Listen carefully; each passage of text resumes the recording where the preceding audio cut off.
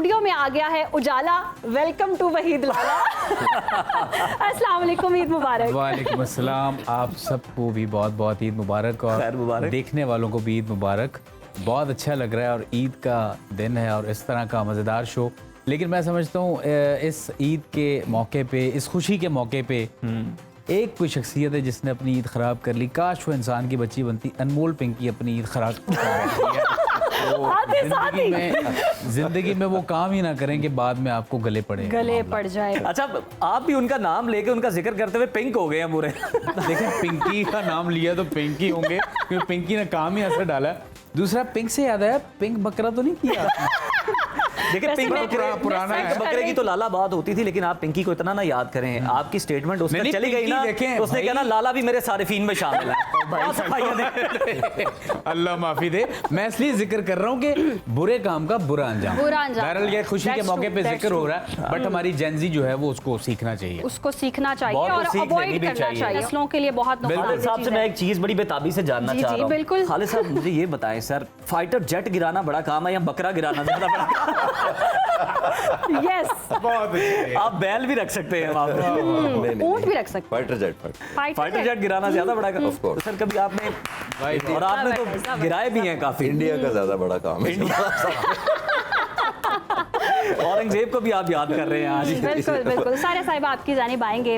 अपनी बचपन की ईद और अब की ईद क्या मुख्तलिफ है? रिवायात अभी भी घर में जिंदा हैं? कुछ कोई ख़ास पकवान तैयार होते हैं?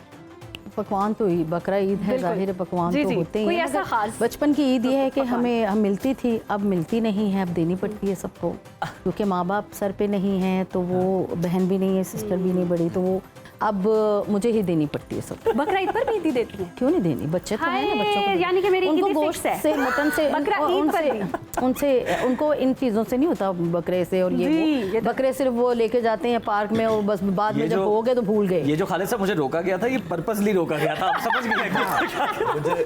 मैं आपके व्यूअर्स को बताना नहीं चाह रहा कि बिफोर कैमरा कुछ कहा गया था। ये बातें उस तरफ जा रही है। ये राज़ो न्याज़ आगे चल के देखिए, कहते हैं ना बच्चों की ईद, ये वाली भी ईद ही होती है, ईद ही लेने वाली। तो मैं तो उनकी, आपकी अब अगर नहीं उतनी बच्चियों की भी होती है, बच्चियों की नहीं, तो आप तीनों से ईदी ले सकते हो। देखिए, अगर आपकी ईद हसीन नहीं रही है, थोड़ी सी कम हो गई है, तो आप दूसरों की हसीन बनाए ईदी देके क्यों माँ? मैं आपके साथ हूँ, मेरा वोट आपके साथ। लाला, आप मुझे बताएं कि आपने जानवर खरीदते हुए व्यापारी को ना पता चला हो कि किसका ये फेस है और आवाज आप किसकी निकाल रहे हैं, कोई ऐसी आपने किसी मशहूर शख्सियत की आवाज निकाल के कोई डिस्काउंट दिया स्पेशल जानवर खरीदते हुए? उस बेचारे को पता क्या है, वो अपना काम कर रहा है, उसने कभी टीवी देखा नहीं, लेकिन उसने मोबाइल पे, यूट्यूब पे भी नहीं देखा, मुल्क के हालात तो देखे, मोबाइल पे हर चीज पहुंच जाती है जहां मर्जी हो। वो देखिए, वो आम आदमी, उसने एंटरटेन नहीं होना, उसका काम है कि उसने बस मेहनत करना है, बच्चे पालने, मामलात देखने।